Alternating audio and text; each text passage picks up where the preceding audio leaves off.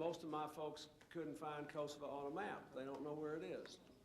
This is like any other military action. There are risks in it if we have to take this action.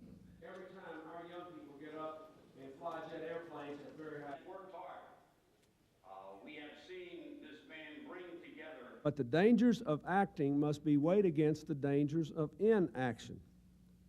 If we don't do anything after all the to and fro that's been said here, it will be interpreted by Mr. Milosevic as a license to continue to kill. There will be more massacres, more refugees, more victims, more people crying out for revenge. And they'll be spreading out to these nearby countries. To say thank you, thank you, thank you.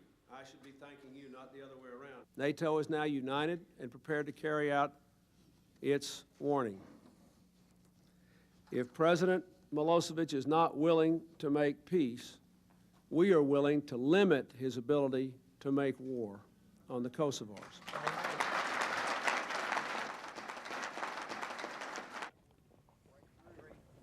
Well, let me say that there are a number of members of Congress, Republicans and Democrats, that are very concerned about this policy and not being willing to show a plan that goes all the way to the end. But when you talk about imminent action, there will never be any indication from Congress, Democrat or Republican, that we aren't supporting troops in any kind of action we may have.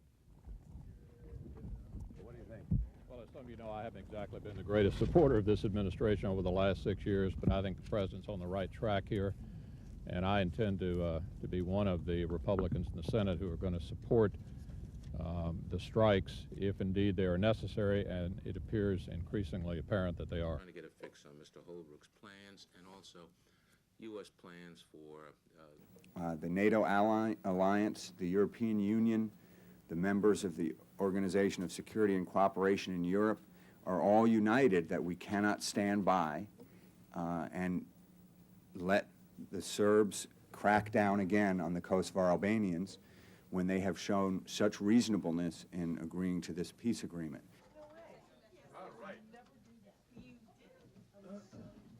As far as the decision, this was a decision that that Prime Minister Primakov made, and it was made after the Vice President informed him that the efforts of Ambassador Holbrooke had essentially failed and that he would be leaving Belgrade to go to Brussels and eventually to come back home.